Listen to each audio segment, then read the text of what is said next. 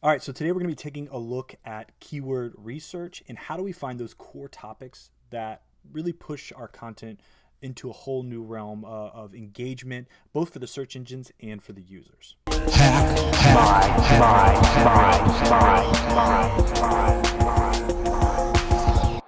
So when we're talking about keyword research, a lot of people really get, nitty gritty and deep into the numbers. And while the numbers are really important and they do show us tracks and trends, they can also uncover some misconceptions as well. Like just because a term has a lot of traffic doesn't mean you're going to get that traffic. Doesn't mean that you're going to get that interaction. So it's really the right terms with the right amount of traffic, with the right amount of relevance, and then the content that you build on top of that, as well as the links and the many other factors that come in that are going to play a role in how you rank. But this process is how do we really define those core topics? And that's what we're going to walk through using some free tools. All right, so what we're going to cover is why taking the long tail approach is really important. We're going to take a brief look at Hummingbird and how that's really impacted search, and then we're going to overview a couple tools, tips, and tricks. And then after that, we're actually going to go into a tutorial of how to do the keyword research and how to use the template that we've created. So taking the long tail approach. Long tail keywords are extremely important because they're more specific. Users are starting to search way more specific and they're looking for specific solutions to the problems. Obviously when they come and they have a problem, they may use a broad term in the beginning. They're just kind of getting an idea. But as you can see, with the broad terms, you get a number way more results, but you've also got a lot more competition. As you get more specific, you may not get as much the numerical value of the number of people searching for that term may not be as high, but the people who are searching that are way more action oriented, and that's why long tail keywords are so important. So popular, more generic search terms, they make up only about 30% of daily searches. The remaining 70% are actually long-tailed, way more specific queries. So people are looking for these specific answers to their problems. So long tail terms, they typically to be a lot easier to rank for. They tend to be way more contextually relevant to your audience, and they also tend to be more action oriented. And that's really what you want in search. It's great to have people come to your site, but if they don't act, then really what's the point, right? So why is keyword research and long tail keyword research important? Well, let's take a look at Google's algorithm. In September of 2013, Google made this major change to its search algorithm, and it was called Hummingbird. Now, Hummingbird was designed and is designed to deliver more contextually appropriate results, not just keyword specific. So in the past, you could have terms that were really, they could have to do with a number of different industries, right? Maybe one word that's used in marketing, but it's also used in sales, or maybe used in another business realm, and you've kind of got this mixed results, right? So if you would type in Thunderbird, well, obviously there's a car Thunderbird, but there's also like a camp Thunderbird. So Google would kind of give you a mixed results because they didn't know really what you were looking for. Well, that's changed, and Hummingbird changed that and helped Google understand the context of a user's query, and it also changed the way we approach keyword research. Mobile and voice played a huge role in pushing this change, and as we know now that mobile and voice search is increasing its popularity, which means the context is going to continue to be more and more important than ever before. So as search has become more contextual, Google had to respond to that in order to kind of remain the king. But as site owners and as marketers and as salespeople and as small business owners, we also need to understand our users' intent, and we need to adapt accordingly. So we need to make sure that we're not just writing content or going after keywords because they have a lot of traffic. We need to know what our users actually want and then deliver that to them, and educate them on that. And Google is looking for co-occurrence of keywords rather than repetition. So what does that mean? Last week we talked about LSI keywords. I have a video on the YouTube channel about LSI keywords, and it's all about finding those latent semantic index words where they're related. So a co-occurrence word would be a word that's similar. It's in the realm, so SEO and then search engine optimization and search marketing. So those are co-occurrences of the word SEO. And so instead of me just repeating SEO, you've probably seen this a lot where there's content that clearly has been keyword stuffed. Google knows that and they don't like that. Users don't like that. When I read something like that, I usually leave. So we need to be more natural in the way that we use our keywords. And this is where co-occurrence comes in. And this is, again, where it's important to understand the long tail benefits, where we may want to rank for a specific broad term, but really it's more beneficial to us as a whole to go after the long tail keywords and then adding in a bunch of co-occurrence terms, because we can actually end up ranking for a lot of different terms that can build a lot of quality engaging traffic to our site.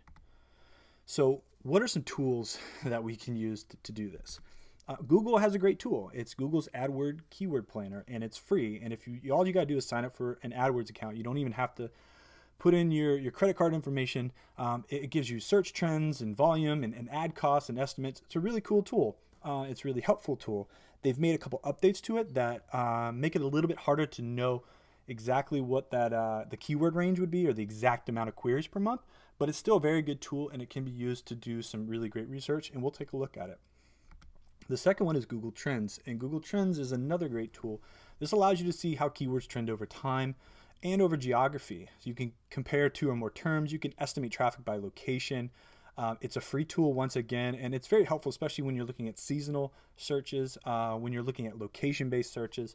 You can kind of see what's happening in specific areas, then you can adapt your content, your strategy around that. And the last tool, it's actually free as well, and it's Moz Keyword Explorer. Again, you can research terms. You can actually see a snapshot of the SERPs. It gives you an estimate on the minimum and the maximum traffic, and it also allows you to put in some relevancy metrics to kind of help you understand how relevant that term may be to your business. Again, it's free. You don't get as much data. I think you get 2 queries per day. So if you're a bigger business, you might want to look at buying the tool. We use this tool all the time. It's a great tool, but the free version is really good just to get started. And our keyword research tool template that we've built in Excel is actually going to now be based off of Moz Keyword Explorer because of some of the insights we have there and the way really you can just copy and paste the data into this tool, and it's going to help break down the metrics for you. All right, so let's take a look at the tools really quick, and then we'll walk into our keyword research template. Okay, so this is Google Trends, and you can find it at trends.google.com/trends. And as you can see, it's going to pull up some trends that people have been searching right now. You can kind of see what's going on, but you can also explore your own topics. So let's say I want to just explore SEO. And what I can see here is the amount of activity SEO has had over right now the past 12 months. And I'm looking worldwide. And say I don't want to look worldwide. I want to just look at the United States. And I can pull that in here over the past 12 months and see that, wow, you know, Kansas has the most interest right now in SEO. Who would have known that, right? But let's say if I wanted to see how that compared to search engine optimization. And as you can see, it's got a very similar correlation. Now I'm comparing a search term in a list, so let's just go after it as a search term as a whole. Now you can see it drops very significantly. So I can compare either a list, which is terms like, so co-occurrences, terms that are related to search engine optimization, which SEO would be a part of, but I actually broke it down even further. I said, I want to know term versus term. And SEO has a lot more trend than search engine optimization does in the United States. You know, over and over again, we're seeing that SEO is a much more positive, popular term. So let's see if I go to SEO agency. We'll type that in as a search term, and that's even got less. It's more specific because now this is somebody fulfilling somebody's search engine optimization. You can go up here and look at categories. You can see web search, image search, news search. We can break this down even further if we wanted to.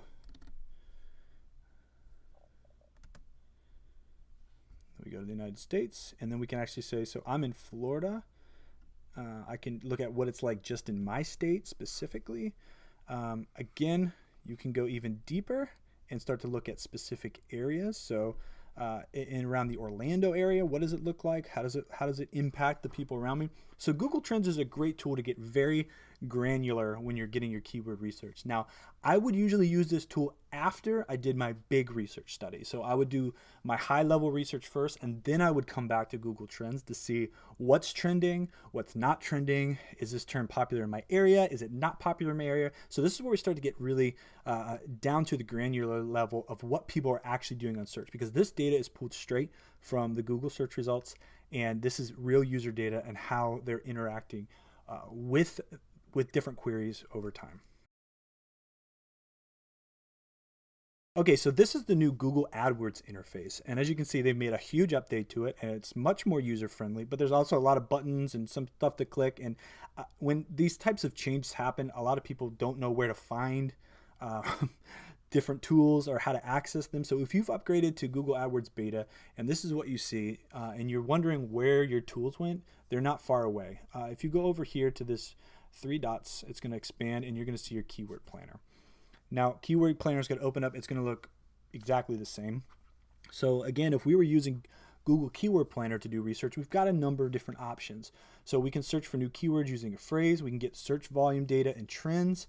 We can build multiple keyword into new lists. So if you entered or uploaded keywords into search volume data and trends, it will actually start to pool historical stats, volume, search data, and group them into ad groups for you. This is obviously built for AdWords, but we can still use it for search because it does give us some insight into what people are looking for. So if we want to create a new list, we can go up here and just search for new keywords. So again, let's say I want to look for SEO. Again, I can target Brevard County if I want where I live, or you can target your local area. We can add filters in, but let's say we're just doing a broad search, just getting some ideas. It will start to pull this list right here. So we've got 100,000 to 1 million monthly searches. It says medium competition, but it's just because it's very broad. So it means that the ranking of this changes quite a bit. To really rank one for SEO, it's going to be a lot harder than medium. So this is where the competition numbers are a lot of times are skewed, and it's hard for people to really understand how competitive something is. SEO checkers, high competition, but lower volume. SEO services is much more monthly searches, but more competitive, so it says.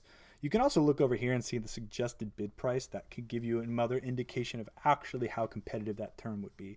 So SEO services, you're talking about a $22, really $23 per click. That's a very, very competitive term, a very expensive term. So what do you do with all this data? Well, you actually can go over here and download it all. And you can download it into a CSV file, which we can pull into Excel, and that's got 701 terms. We'll save the file and we'll open it up. So as you can see, it's got an ad group, it's got your keywords, it's got the currency. But what they changed, they used to over here in the average kind of give you a medium number, a mean number, where it would be like the average in between. Now it's kind of a range, and that makes it a lot harder to run an Excel number query or being able to multiply and divide these numbers, because it's more just of a string now than it is a numeric value. And you could go back and fix this and make them all strings, but I mean, this is quite a bit of terms to go through. Over here, you've got the competition. Again, how competitive are these terms and the suggested bid price. So you can go through this and you could actually, run some of your own tests and see how competitive, how much volume, really how much that term is really worth. I would, if you're going to just use this planner, I would really look at the cost of the suggested bid. That's going to give you a lot better idea of how competitive that term really is. So with that change, it really rendered the keyword template that we created kind of pointless because it would take a lot more time just to go through and fix all these search volumes. So what we've done is actually created a new one using Moz Keyword Explorer. So this is Moz, and if you land on their main site, I have a pro account, but I'm not going to log in it because I want to show you that it actually is free. If you go to free SEO tools, it brings up a number of tools, and these are really cool tools. If you're getting new, just getting into SEO, and you're trying to figure out how to really use search to promote your business, Moz has got a lot of great resources. When I was starting out early, it used to be SEO Moz, and I would use their tools all the time to help me out. And today we use them at a much higher level on a paid account. But they've got great free tools. So if you're going over here, you've got Open Site Explorer, which is a backlink explorer, and it's pretty decent. They are making some updates on it, so you can kind of see how many backlinks and how many backlinks your competitors have. You can also look at your on-page metrics with the Moz bar if you've got Chrome, which is the preferred browser. I'm using Safari in this because I'm logged in on Chrome. I don't feel like logging out of everything. But we have right here target with Keyword Explorer. So if we go and hit this term, it's going to say I've got 0 of 2 queries available today. So I can make 2 queries today. And you can go as broad as you want, or you can go as long-tailed as you want in this keyword tool. So we're going to stay broad and just keep doing what we've done on all the other sites and just type in SEO. Now, as you see, very quickly, it pulled up a lot of really cool information.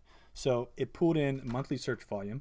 It gave me a range here. It showed how difficult this term is. It says very difficult.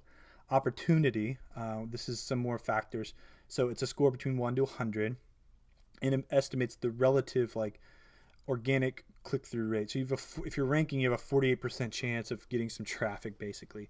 And priority is 1 to 100 again. A high priority means it's a really good opportunity. You should go after it. A low opportunity, a priority, means you should probably leave it alone. Again, this is a very competitive term. It'd be hard to rank for.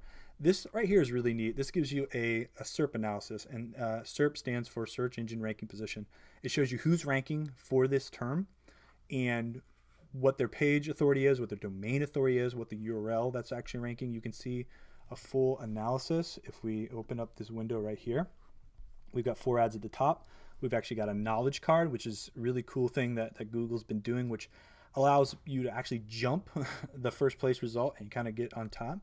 But then it shows us who's ranking in the top 10, and it's got 4, and then it's got some actually news stories. So we've got another knowledge card here, and then we've got 3 AdWords at the bottom. Brings us a little bit of data on the people who are ranking for these specific terms.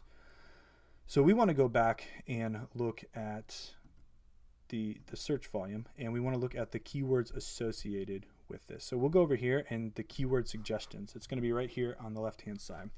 Now what this did is it pulled keywords, it pulled relevancy, and it pulled monthly traffic. Now what you can do is go through and say, how relevant are these terms to your business? So this is where you get to do a little bit of the work, and you have to really understand your users. And you can decide, is this appropriate term or is this not as appropriate? But if you want to just go ahead and export all these, you can also do that in Excel. So if I hit the export, Moz is going to let me take all this data with me at no cost. So I'll pop open this report right here. So what it has, it gives me my main keyword, which was SEO. It gives me that I pull the suggestion. There's 1,000 results in here. So what I would really recommend that you do is go through and get rid of all the NA. Anything that doesn't have enough search volume or doesn't have any of this information, it's really going to be a waste of your time to use these. So just delete them, remove them from your data. And once you do that, you should have a pretty clean list. So we'll just do these first couple terms here up to 24. And with our keyword research template, which is it's going to be, there's a button to download it attached to this video. All you're going to have to do is pull open. This is what it looks like, and you put your mouse right there. You click into there, and now you paste. So what I did, want to make sure this is a good thing to do. If you actually use this tool over here, it's going to pull all the cells. We don't want to do that because it's going to delete a bunch of stuff. So we just want to pull the data. So make sure that you're just highlighting those boxes, because now when we put this data into here, it's going to pull the results for us. Now what this tool is doing is a couple things. It's looking at the relevance. So we've just had all these the same, and they're all 5s, right? And then it's looking at the minimum volume and the maximum volume. So what this is doing is it's adding those two together and dividing by 2 to find the medium, so the middle range. And then we're multiplying by relevance, and we're also multiplying by length. So this will only get multiplied by 1 because it only has 1 length. But this may not be that relevant. So I can go here and do 3. I can make this a 6. I usually go out of 10 is what I like to do. SEO techniques, that's really relevant to my business. SEO Google is okay. How to do SEO, that's pretty relevant. SEO tutorial, that's very relevant. SEO company, we're an SEO company. 3, 6. As you can see, the numbers start to change on the back end. Now some of these won't because of the zeros involved, but what this heat map will show you is if it's a green, it's a go, right? Or it's more up for positive for your business. And if it's a yellow, it's like it kind of in the middle range. And if it's red, it means, it's probably not worth spending your time on. Now, it's not perfect, but it's a really good way to help you start to organize your terms, because now you can take these terms and go back to Google Trends and begin to look for search trends. So keyword research isn't about just setting a defined set of terms and only going after those keywords. I think when you have that really narrowed focus on SEO, you get very narrow results. If you want it to work and you want to work long term and you want it to be more organic, what you need to do is use these terms as a starting off point, as some basic research to say, yes, I'm heading in the right area. You know, this term may be easy to rank for, internet search engine optimization, but is it really going to be worth my time if the maximum volume is 10 and if the medium volume, so if I add those together and divide by 2, is actually 5 visits a month? It doesn't matter how long-tailed it is, that 5 visits a month probably isn't going to be worth the effort I've got to put in to rank for that specific term. But SEO, you know, I could actually rank for this locally now based on the way the algorithms work. I could get myself in those top positions just because of local search. You know, search is going to change depending on device, depending on where you're searching from, what time of day you're searching, how you're searching. There's so many factors involved now when we're talking about rank and where your site's going to be positioned, that just saying never go after the term SEO because it's so competitive might not always be the best advice, because you may be able to jump in there with a knowledge graph or a map spot. You know, you never really know until you start digging into it. So this is the basics of keyword research. This is just getting started. Hack my